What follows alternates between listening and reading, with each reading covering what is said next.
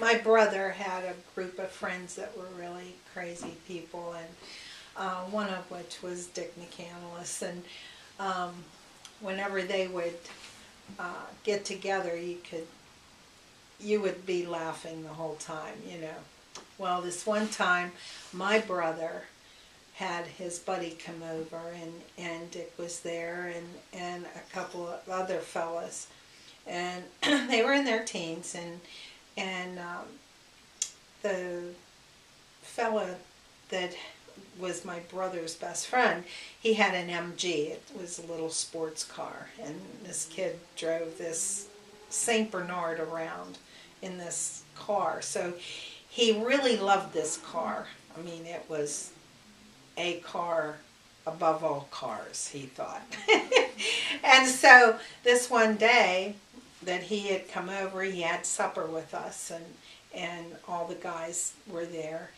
And so while this friend of my brother's was talking to my parents, all the guys, which were my brother and the two other guys and Dick, they all went out and they took this kid's MG and put it between the telephone pole and the guide tube or wire, guide wire to the ground. And so there was an impossibility of this kid getting this car out from this area. So when he came out of the house, he just was flipping. He was wondering, what the heck are you guys doing with my car? You know, and they're all just cracking up, and you know, it was a lot of fun to watch. Yeah, he loved to do sports, and the one that he did was basketball. And one story that my mother-in-law told me was he saved every penny that he had to buy himself a bicycle so he could ride to his basketball practices, because there were no buses to go, you know, like they are today. They had this basketball team, and it was way out in the country, so it was several miles away. And so here they would, you know, meet after school. Well, he had to have a way to get there, because he had to go do the milking, because they had a dairy. And so he had to help with the chores, and then he would go to practice, and he had to save money to buy himself a bike so he could go. Well, as a result, then a few years later, his senior year, they were in the state championship, and it was a real pleasure. They won. Mohawk High School won 1963. So it was a nice end to his high school graduating time, you know. So it was good. You're like... One of the training features that he had to go through, he had to wear a pair of glasses that were blackened. And then right in the center was a little tiny hole. And what that did, it helped the student to reflect or to focus on to the ball and where it is. And so these kids, they would wear these glasses, and they would be able to focus on you know, how to position themselves and so on for making the shots. So that was a real interesting thing that they had to do. And the coach must have been a dynamic person to think of that and make the kids work really hard to get those shots. So that's about it on that. Okay. I was dating. This was before we got married. And I went for a ride in one of my patients' Corvette. I had never been in a Corvette. This guy had come home from Vietnam, and the first thing he bought with his money that he saved was a Corvette. And that was in 1967, 68, something like that. Oh, and it was a honey. It had the exchangeable roofs. Like one was a T-top, and one was a hard top. And then you could take the T-top off, and it would be a convertible. You know, you didn't have to have a top on it for it to be a convertible. So, anyway, so I had just gotten back, and Dick had come to my parents' house, and he was parked over there, and I was saying goodbye to this fella, and this guy had his arm around me, and I had my arm up on the window part, you know, in the door. And he comes over and he takes my hand and kisses it. And he said, "How are you, Ann? How are you doing?" I said, "Oh, I'm just fine, thank you." And then this guy said, "Well, I think I better be going." And so this fella leaves. Dick opens the door for me, very gallant, and and then closes the door, and the guy takes off in his Corvette. So I'll tell you, that was really something. You're ready. Oh, okay. I'll let you put yourself together. All right. Okay. So anyway, my brother was getting married in October of let's see, no, it was July of 1968. And so we had the big party, you know, the night before. It was the rehearsal dinner. And so all of us were there, the family and my grandparents. And then the wedding party was there. And so after the party was over, and we went to the church for the rehearsal. So we're kind of all milling around outside the church, and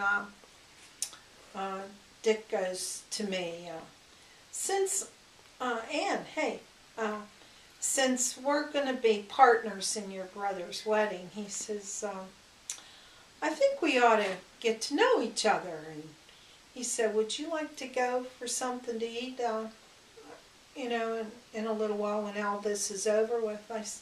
I said, oh, well, where do you think we should go? And he said, well, we could go to the Pancake House and up in Chippewa. Would that be all right? I said, oh, that sounds like a lot of fun. But when we started driving, we ended up in Youngstown, at the Pancake House in Youngstown. So it was very nice. It was very nice. And then we had a wonderful time that night. And then during my brother's wedding we had a really good time. So I just thought I'd throw that in. It was a cute little story.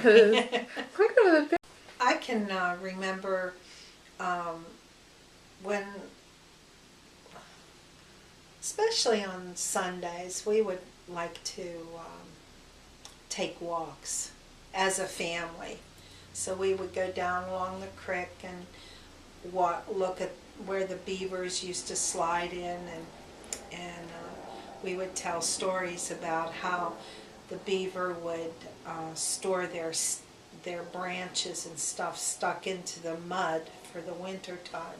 So when they would come out of the bank, because we had bank beavers. We didn't have beavers that made huts. And so what they would do, they had these little slide places where you could see how they would slide into the water. And then when it was winter, it would be all frozen, the water would be frozen, and so they would travel underneath the ice and go into the banks. They would dig holes and make dens into the banks. But, you know, that was good for them, but it wasn't good for our fields. So, because when we would have the flood season, all the water would go into those crevices and then would bring down the sides of the banks, so the creek would get way wider each year.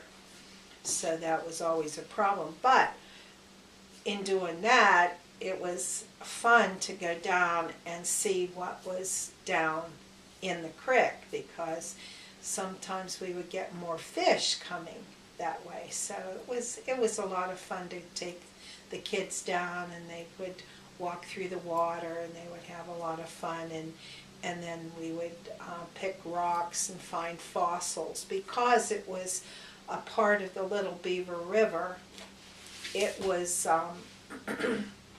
there was a lot of fossils too. So it was a lot of fun for the kids. Plus we had, later on in the years, we had blue heron that started to nest in our trees down along the creek. So by 1988, we had probably over 100 nests up in the trees, and they would redo their nests. They wouldn't make new ones. So there was a lot of birds, and it was really fun this one time. It was in the spring when all the birds came back, and we had just gotten home from church, and I looked out and I said to Dick, I said, did you build a fence around the pond down there? He goes, what? Why would I build a fence? I said, but look, there's fence posts all around our pond. But what it was the blue herons were standing around the pond, and they had their heads down in their wings like this. And so they were all facing the pond, and they looked like these gray pieces of wood around the pond. It was just so funny. I thought Dick was just, he started crying. He was laughing so hard. He never expected something like that at our home. I mean, it was really fun. And then the kids were laughing and carrying on seeing the same thing.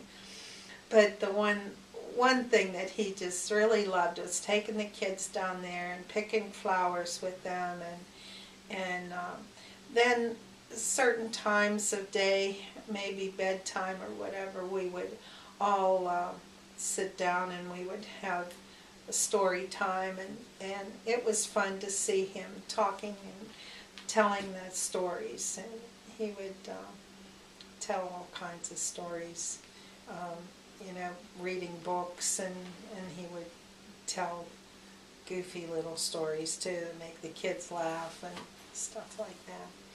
And then when we would go back and forth to church, we would sing all kinds of funny songs. Like we had this one, Father Abraham, and he always got a kick out of singing that with the kids, and they'd be doing these arm movements and stuff. So it was a lot of fun, and even Matthew, when he was in his car seat, his little feet were going up and down. And he would be doing this. He didn't know why he was doing it, but he was doing that too. So it was a lot of fun. The family time was really important to Dick. He really loved his kids, and loved spending time with them and carrying them on his shoulders, and each one, when they were little, they were carried on his shoulders. So that's that story. Father Abraham had many sons. Many sons hath Father Abraham. I am one of them, and so are you. So let's just praise the Lord. Oh yeah, Father Abraham had many sons. Many sons hath Father Abraham. I am one of them, and so are you. So let's just praise the Lord. Hallelujah! So, one of the most favorite times of Dick's was Christmas. He would take the kids, each one, to go do shopping for me, and then then we would shop for the kids together. And then on Christmas Eve is when we decorated the tree. Christmas Eve was a really special time because nothing was done for Christmas until Christmas Eve. And we did that because we wanted the kids to be so surprised, you know. So we would have treats and stuff on Christmas Eve. We would all wrap presents. You know, we did all the wrapping that night, and I would help the kids for their dad, and then he would help the kids for me. And then then I would help the kids to wrap their gifts for each other. You know, it was a lot of fun. And then he would, I'm pretty sure he was reading the, because we got the 'Twas the Night Before Christmas book, especially for, you know, reading at Christmas Eve before the kids went to bed. So anyway, we would all put the tree up together, and then their dad would put the lights on, because it was kind of, had to get down and go clear high and stuff like that. So, and then then each child got to put a ornament on the tree. Well, he always loved to go and buy special ornaments on Christmas. So he would go out after the kids went to bed, and he would go to the stores, because the stores were open past midnight back then. So he got to go and get some Christmas shopping done, and also he would buy the special ornaments. So then while he's gone, I'm decorating the tree and getting the house ready. And then he had bought one year a train, and it was made, the cars were about this big each. So it was like 4 or 5 of them, and then the engine, and then the caboose. And each car had like little plastic animals in there, so it was really neat. So every Christmas we had that under the tree. And then once we got everything done, we would put all the stuff underneath the tree and have stuff all over the living room, so the kids would come out and go, "Oh, look, Santa's been here." And so it was really a lot of fun. But we did, I even had a garland around the ceiling, around the edge of the ceiling, and had things hanging from the walls, and the stockings were hung up, and it was just a lot of fun. And by the time I would get done, I would go to bed, and I'd hear the kids getting up. So I was up all night putting this stuff together, and Dick had gone to bed, but it was a lot of fun. And we had special Christmas breakfasts, and we had, when we were first over in our new home on the Haggerty farm, we would have both his family and my family for breakfast. So, and then we made a New England breakfast, which was cranberries, hot cranberries and cream cheese and waffles. So it was a lot of fun. Yeah. A lot of fun. Oh, what one word would describe Dick McCandless? I would say driven. Yeah, him being so driven, he worked a job that was 8, 10, 12 hours, sometimes longer. And then we had the farming, which was extremely pressing, you know, whatever time of year it was. You know, we had to do all kinds of things. He would get home from work sometimes and have supper and leave right away, go into the fields. He would get home probably 1, 2, sometimes 3 o'clock in the morning, but around 2, and I would be waiting up, give him tea, take his boots off, and then give him his farm and dairy newspaper, and then he would go to bed and get up at 5, you know, and do it all again, you know, go to work. And he was a little hard on the boys, but he wanted them to have the ability to work and know what work was. Work was something that we gave back to God for what He had given us. And therefore he was driven. He was driven to do that. And even down to the birth of a calf was a miracle to him. Everything that grew, that was alive, that was very much a miracle to him. And that's why he was driven, because of his relationship with Christ and with what he believed and why he was on this earth. He was here to have his children understand what work ethics was,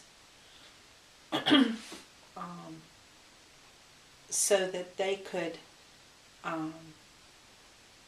grow up and be strong men too. And that was very, very, very important to him. And to be strong men, and his daughter, 2 daughters actually, Teresa and Martha, that they would be strong and driven people too. And they are. Okay, what do I remember as a child or a teenager? All I knew him, I knew him when I was probably 10, 11, 12, something like that, when I first met him. And I considered him as one of my brothers, you know. And all I know is everything was always so happy when we were all together, and he was with my brother and their friends, and it was just a lot of fun having them around. Well, when we dated, he was very precise on time. He was very goal-oriented. He always knew what he wanted in life. He was, at the time that we dated, before we were married, he was working at the brick plant with his father. And he was just such a strong person. I mean, he was a brick setter, which he would take wet clay bricks, and he could carry 7 of them, wet clay, which is extremely heavy, and he could set them on a car about 7 inches below his feet. So he was bending like this all day.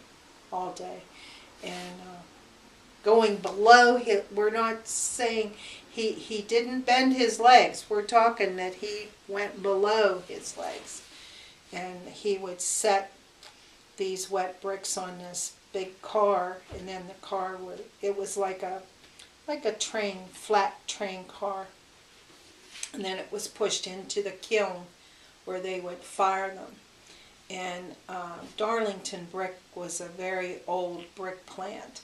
It was there for, oh, I don't know how many years. It had always been there as far as I know. But anyway, he and his father worked there together. Then later on, he got a job at it was called DME Corporation, Detroit Mold and Engineering, and he was a craftsman. He would grind drills. He was a tool grinder, and it had to be within very precise centimeters, and you couldn't go over any kind of you couldn't make any mistakes, because if you did, then they couldn't drill the dies and so on in the steel. So he was always a very precise person. He was very driven. He had to have things just so. And he also, that went right into the family, you know. Even when he was young, he was like that. His father had a heart attack when he was in his second year in college, so he ended up having to come home, and he had to quit school and come home and help direct the farming and stuff with his younger brothers and sisters. So it was pretty rough time for him before he was married, and but he always worked hard. He was always expected to when he was young, and he really liked farming. That was really embedded in him and in his soul. So, you know, it never surprised me when he would come up with new ideas and so on. You know, he was always wanting to do things better and, you know, have different kinds of crops, and so that's that. So I hear he was a show-off. Oh yes. Oh dear. Yeah, he was. Aside from that point in the Corvette, he was a show-off. Yeah, he would do the strangest things sometimes. One time when we were dating, and even after that, even when his kids were little, he could stand on his hands and walk around on his hands, you know, with his feet straight up in the air. It was really something. And I mean, it would just happen, just right off the collar, you know. It just never was a planned thing. So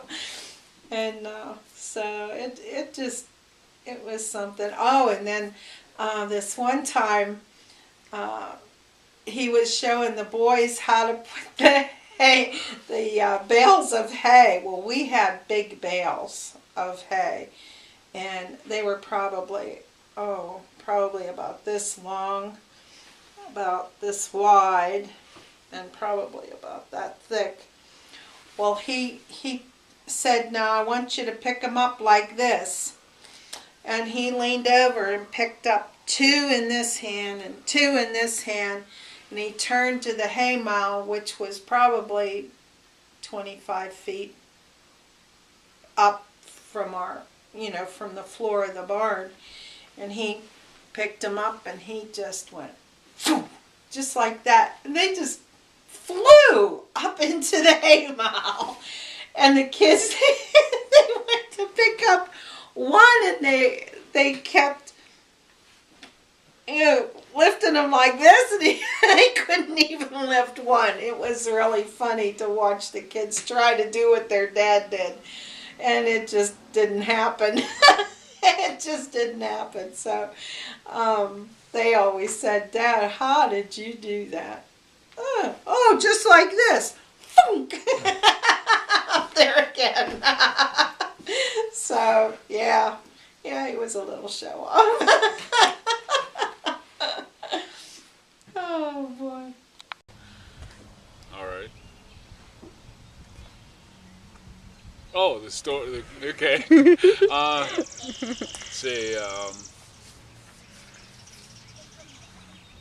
There was. Let's see.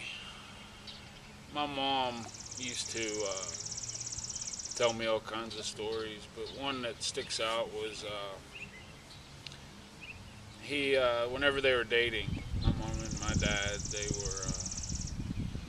my dad used to work at the Darlington Brickyard, and he was just a strong man all his life. There was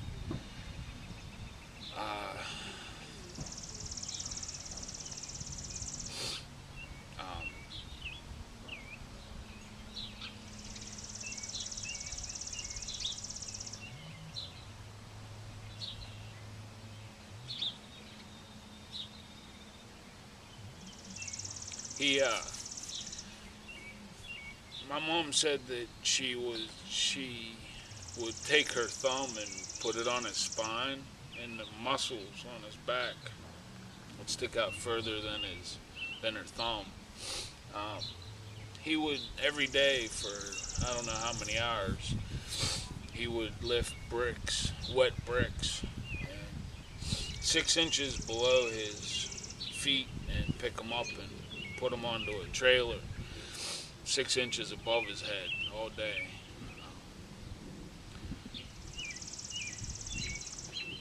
Whenever he wasn't working, he was working on the farm. And let's see, he loved the farm.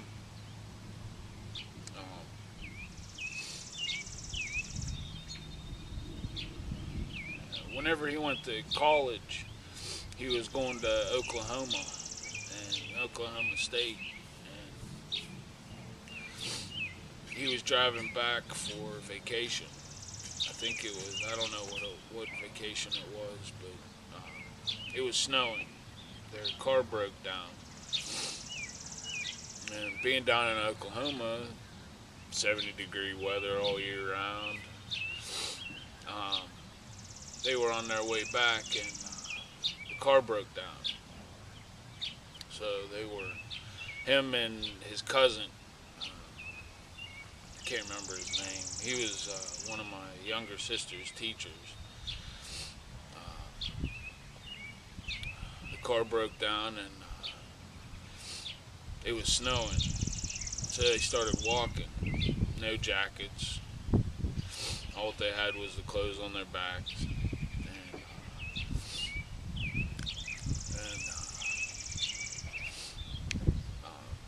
They stopped underneath of a overpass, and it was really cold. Getting out of the cold, one guy stopped, and the guy that was their cousin was telling us that they thought that he was like an angel because they were close to.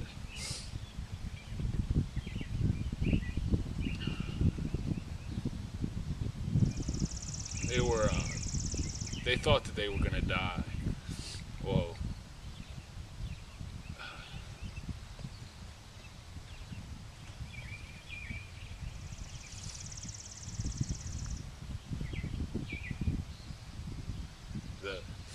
The guy picked them up and took them the rest of the way home.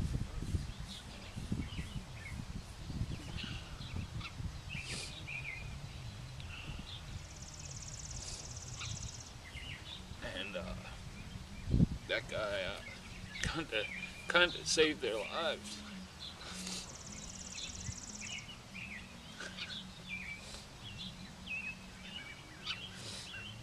Well, whenever I was in high school, I mean, that's the kind of guy my dad was. He was he had a big heart, but he was strong. Uh,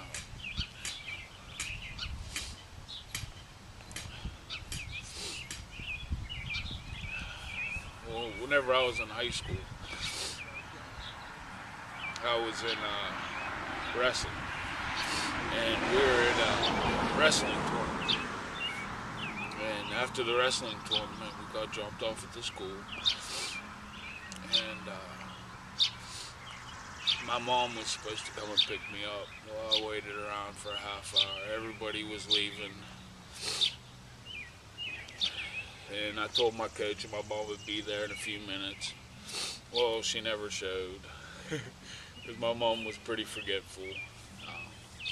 Well, I started walking. And I was probably about 5 miles from the house, and this car pulls up.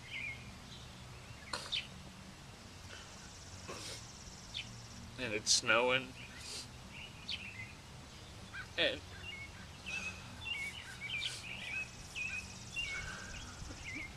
window goes down,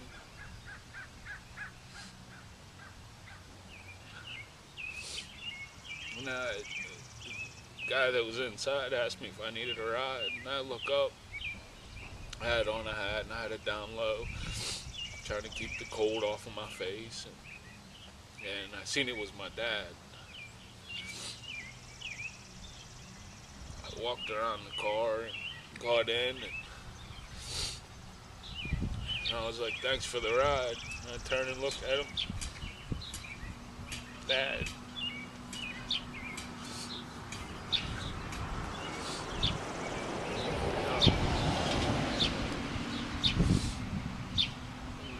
Now that I think about it, he was my angel.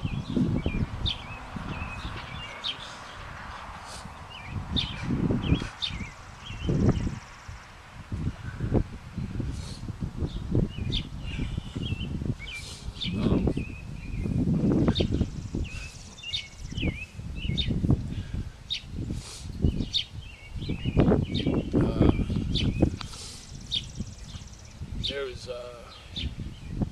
he was also, there was a story I heard,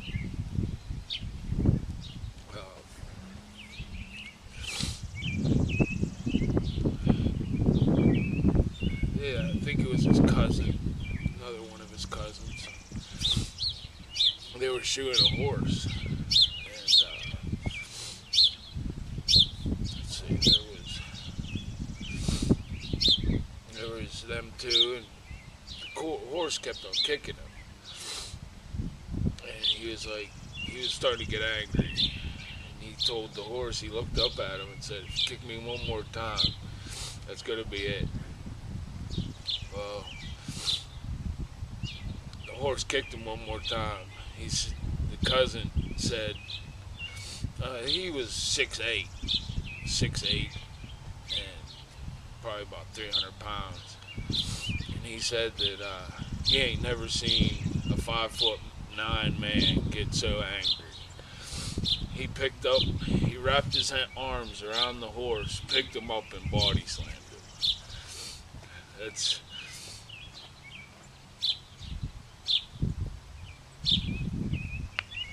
You ask if there was one word that I could describe my dad. So many words.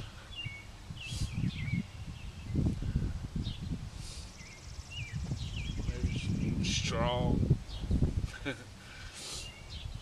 strong-willed.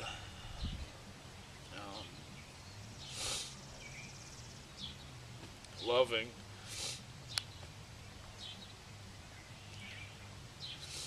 hardworking,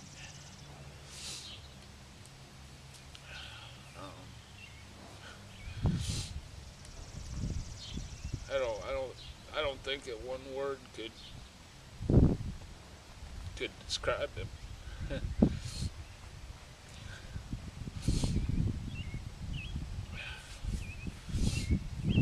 There was another time we were out baling hay. I think I was about 6, 7 years old.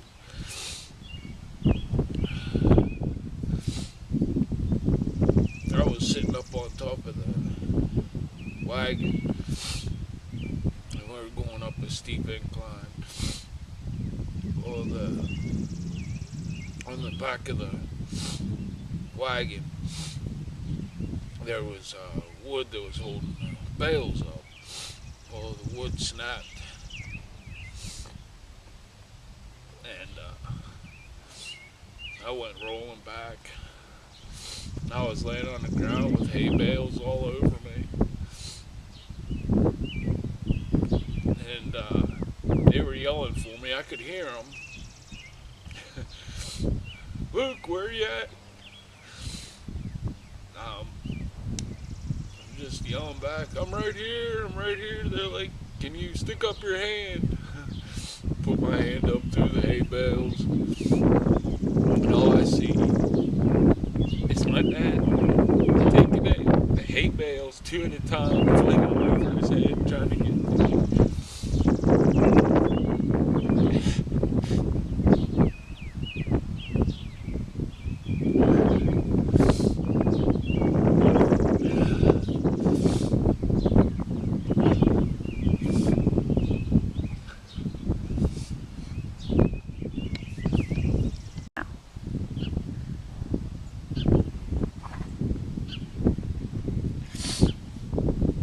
Ready? Alright.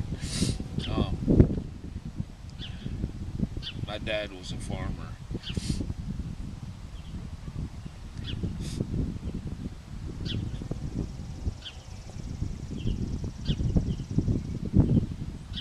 He always said he was at peace.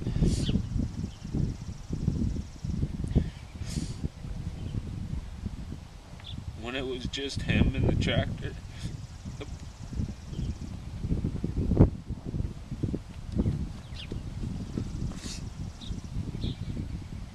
The tractor, the plow, and the moonlight that showed the way.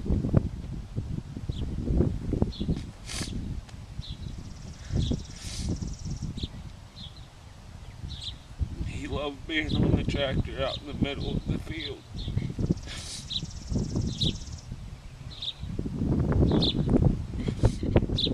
He was a farmer at heart, body and soul. Now he's with the Lord, plowing his fields.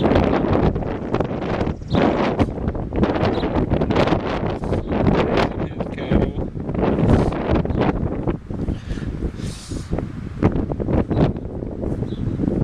Dad, we love you. We miss you.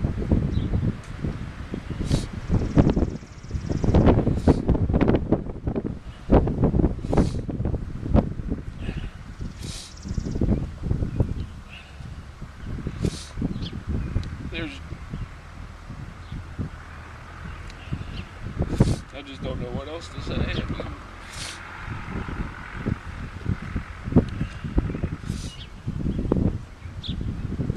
He was the strongest man that I ever known.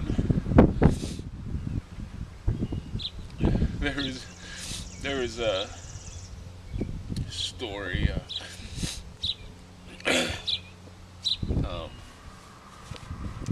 He only liked one kind of cereal. I think it was Fruit Loops.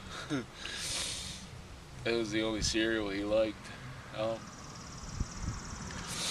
There was one day he gathered us all in the living room. And he sat us down and was like, sat Martha, my younger sister, on his lap. And he was like, he said, you know, kids, there's only one cereal that I like, and somebody ate it.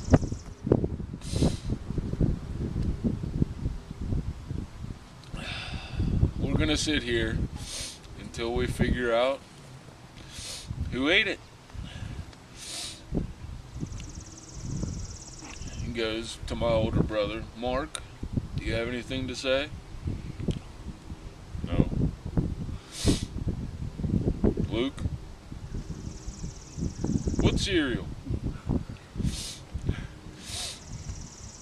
Teresa? No. Martha? Did you eat my cereal? Yes. Was it good? Yes. Well, whenever he sat us down and told us about the cereal, me and Mark just looked at each other like, I don't know, just looked at each other and was like, I had some, but didn't eat all of it. Yeah, I had a bowl of the cereal, but I would never admit it to him.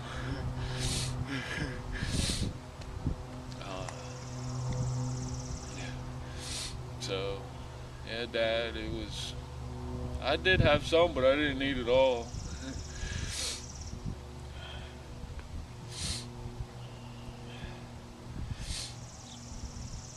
There was another time we were in 4-H,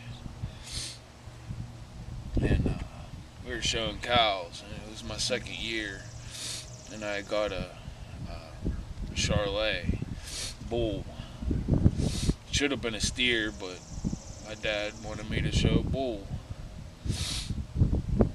and he was a beautiful bull. He was white, and I was short,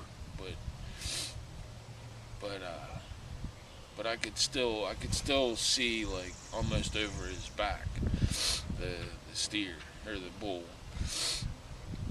and I told my dad that I wanted to get on and work with him. He was like, all right, but you're gonna have to be very gentle and walk very slow because he hasn't been around a lot of people yet. So I was like, all right. So I went down and walked into the pen with him. My dad was right there. Well, somehow he got spooked. He got spooked somehow, and my dad kind of got in between me and the bull, and the bull reared up and pinned him up against the wall with his front hooves. My dad had 2 hoof prints on his chest for at least 2 months. He pushed the bull off of him. He was like, Luke, I need you to go upstairs. And so I left, I went upstairs, and I just remember, all I remember seeing is my dad picking up a 2x4. And I was still watching him as I was walking up the barn steps. He just smacked him right in between, just full baseball swing right in between the eyes. All I seen was that bull, he just stumbled backwards and fell right on his ass. It was just funny. I ain't never seen nothing like it before in my life. The 2x4 snapped right in half, right in between his eyes. So I'd venture to say that bull got the shit knocked out of him.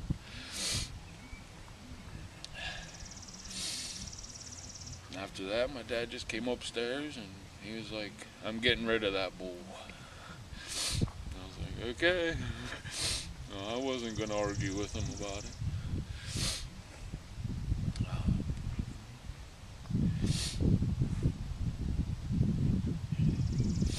I think that's about it.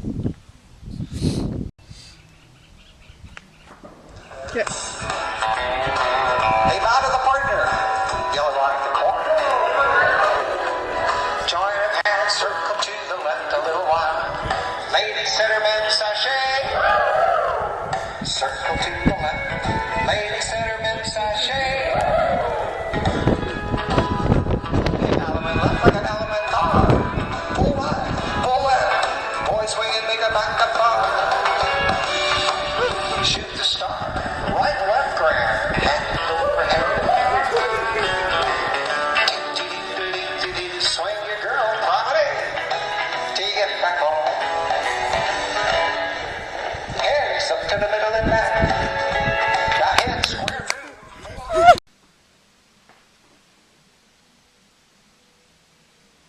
My dad was a farmer. He always said he was at peace when it was just him, the tractor, the plow, and the moonlight to show him the way. He loved being on the tractor out in the middle of the field.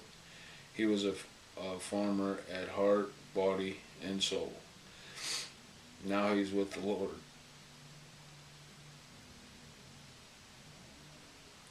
Plowing his fields, raising his cattle. Dad, we love you, and we'll always miss you.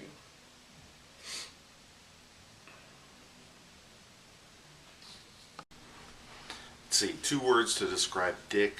I would say hardworking and charismatic. Nobody worked harder than Dick. Earliest memories, the things I remember first are, I can remember riding in my mom's light blue Pontiac convertible. I was in between Dick and Patty, and Dick would actually fall asleep when he was driving. And so I remember Patty reaching over and hitting him and wondering why she was doing that. But I would have been really little. I would have been like 3 or 4 when that, remembering that. I remember when he used to work at the brick plant at night turn. I remember how Dad talked about how he worked on some kind of production line, and they'd go in and find Dick asleep because he would go to school during the day at Youngstown State University and then work at the brick plant at night, and they'd go in and find him sleeping on the line. So I remember things like that. I remember a lot of fun things. He would take us to Darlington Lake to go swimming, and they'd all try to get me to go down the big slide, and it was just fun to go swimming and doing stuff like that. Probably another fun thing I remember was that we would go to Super 18, and we'd go there to the drive-in and watch movies. And only when it was raining. Only when it was raining, because we weren't doing any farm work. And so Dick would leave us in the car and go work in the concession stand at what did they call it? Intermission. Intermission. And he would put me, then I guess they would put me back in where the convertible top would go to sleep, because I couldn't make it through the whole movie. But he would leave us in the car and wouldn't leave the windshield wipers on, so we couldn't see the movie anyway. So Douglas, he was asleep before. They used to show cartoons, and at the beginning, before they showed any movies, and before the cartoons were over, he was asleep back in the back, up on the top of the car. It was hysterical. Yeah, that was a lot of fun. I remember him making apple cider. We would gather up apples and go up to Cosgrove's into their apple orchard, and there are apples down here. We'd fill the truck with apples. He'd get these big gallon jugs from Super 18, and we'd clean them. And he would have the Amish people press the apples, and then we'd put it in big barrels, and then fill the glass jugs that he got from Super 18, and he would sell that. Mm-hmm. And the reason we spent so much time at Super 18, his best friend, Johnny Joe Fontanella, his parents owned that. And so he spent a lot of time when he could down there, but only when it was raining or when the weather was bad that we could go down there. And Mom had to wash all of the gallon jugs that came through. I remember that. And I would help her with that, washing the jugs. And when he would pick up the jugs from the people after he delivered the cider. And one time somebody had put a dollar bill in there.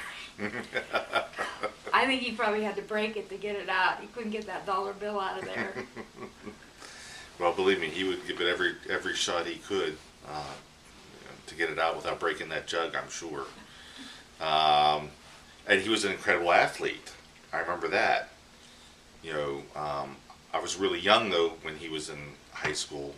But I remember going to some kind of, there was a game, an all-star game or something. Mm-hmm. I remember going to that game.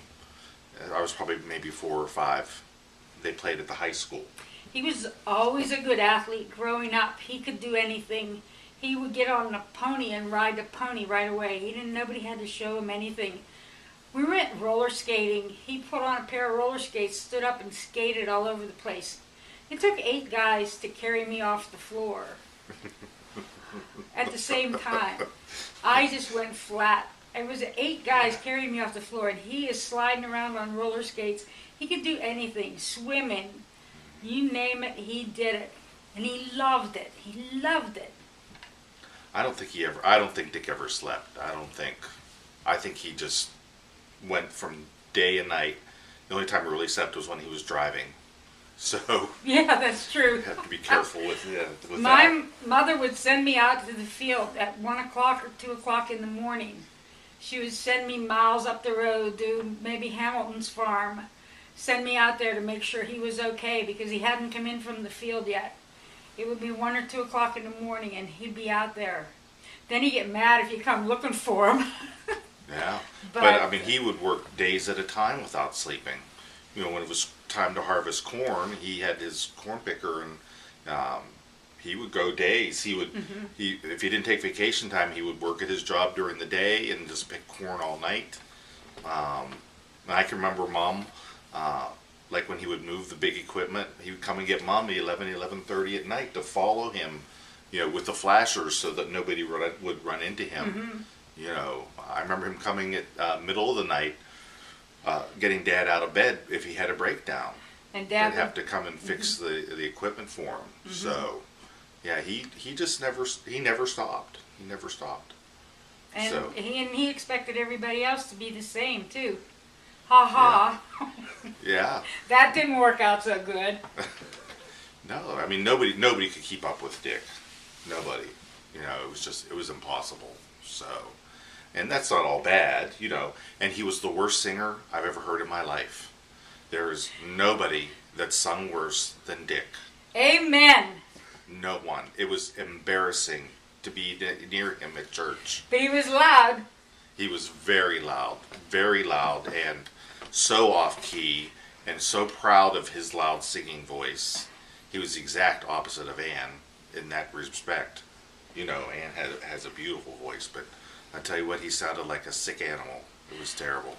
Our dad sang in a quartet. He sang in a quartet. In fact, they sang on the radio once. And whenever you'd ask him, when people would ask him, what does he sing? He'd say 10 or 11. Well, Dick couldn't sing anything. And our mother was very musical. We don't know what happened to him. Yeah, he could do anything but sing. Whew. Anything. So, like I said, he was very driven and just so focused and so hardworking. He just had a different way of thinking. Just I don't know anybody who was that focused. So. I can remember I had a good in with him because he loved cake and cookies, and I loved to make them. So I had the upper hand there. Not for long, but every once in a while. My job was, when we got home from school, my job was to make a cake for supper every night. So that was my job. So it was 6 kids around the table, and Mom and Dad. There was 6 of us there. And there was usually more people than that. Yes, and sometimes 10 or 12. And one day, my mother knew exactly how to set the table. She knew exactly don't set the plate of meat beside Beverly because she'll drop it on the floor. And she did several times while they were baling hay, and there was a lot of men in there to eat. And she'd say, don't put the mashed potatoes by Chucky, because he'll eat them all before they get around the table. It would go, every dish would go once around the table and it would be empty. She would get out a half a gallon of ice cream every night, and once around the table and it was gone. But we did all the canning. My mother canned everything. We had milk every day. She pasteurized 2 gallons of milk a day, and that's what they went through, 2 gallons of milk.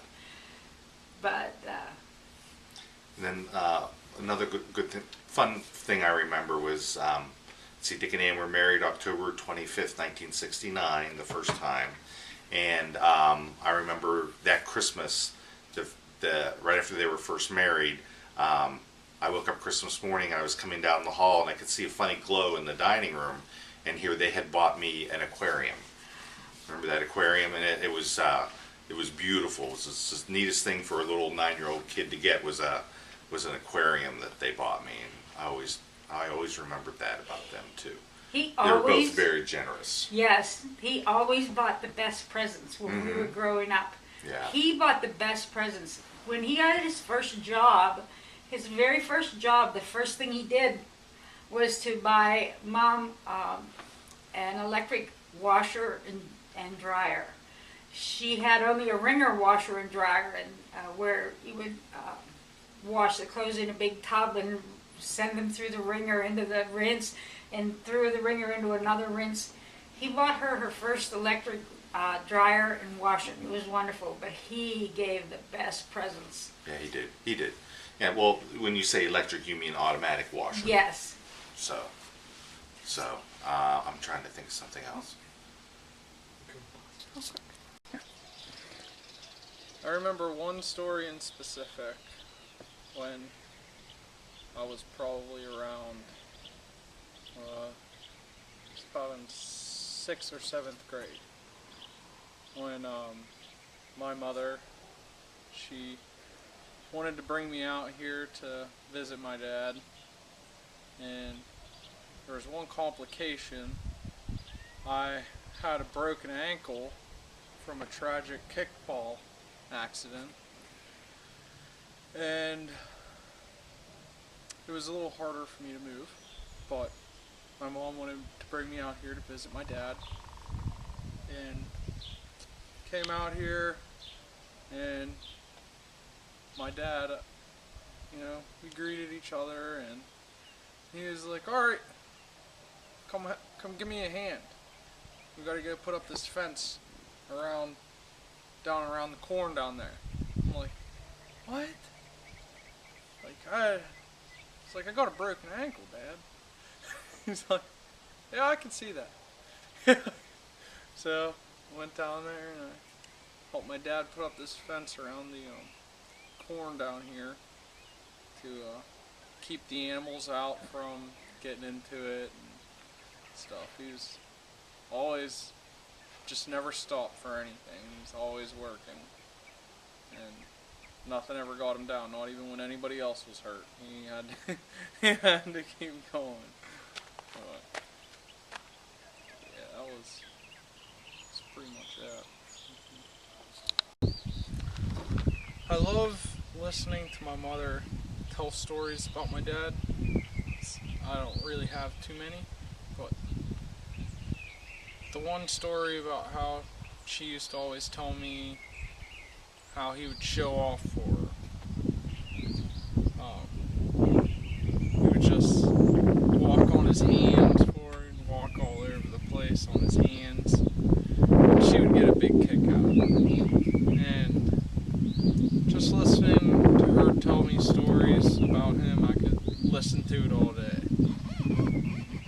And he had a beautiful smile. He was always smiling.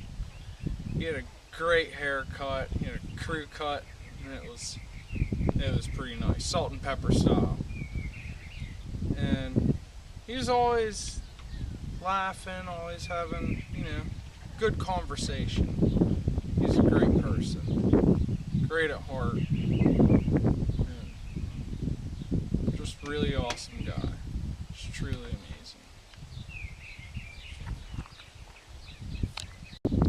One word I would use to describe my dad is hardworking.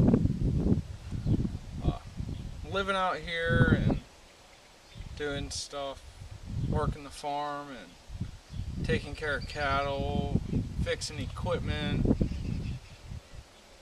planting and harvesting crops. I mean, it's a lot of work. And he did a lot of the work himself, and he did over 1,000 acres a year.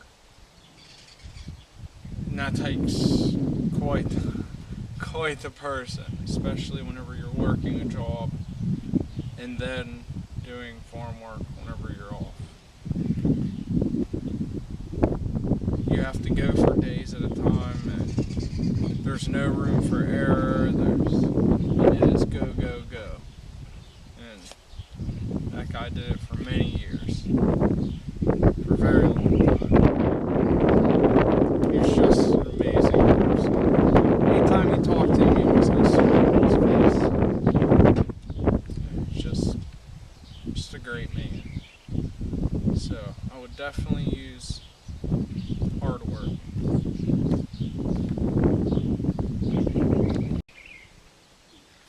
Yeah, my dad was pretty awesome. I mean, he ran a farm with 118 acres. Took care of around 75 cattle. I mean, he flung hay. I mean, he's pretty awesome. He beats cows with 2x4s whenever they act up. I mean, he's the kind of guy does that. I mean, he'll chase a bull. Bulls run from him. Okay. He harvests. He harvests, crops. Did all kinds of stuff. Worked with bricks. My dad was a brick breaker. That's what he did for fun. He broke bricks with his fists. That's what he did. It's pretty awesome. So, I mean, what more can I say? He's amazing. Do you play any sports? Yeah, I mean, he played basketball. He was an awesome basketball player, square dancer. He could cut a rug too. I don't know if he could dunk. He wasn't a very big guy, but I mean, he was training for basketball. He had like blacked out glasses with pinholes. He made shots. He's awesome. They went to the champion. They were championship players. So So he was a weak guy. he's a weak guy. Yeah, he seems pretty weak to me. Yeah, well, him and your dad could probably get around quite a few rounds without sleep for a week. I mean, So are you saying he was a strong guy? yeah, he was a strong guy. I mean, I wouldn't say as big as a house, but I mean, he was pretty massive. Why would you say he's strong then? Well, I mean, I wouldn't go up against him. Why? I mean, he's big. What evidence do you have that he's strong? But evident in my memory. What did he do that was strong? Took care of a whole farm. Beat up cows.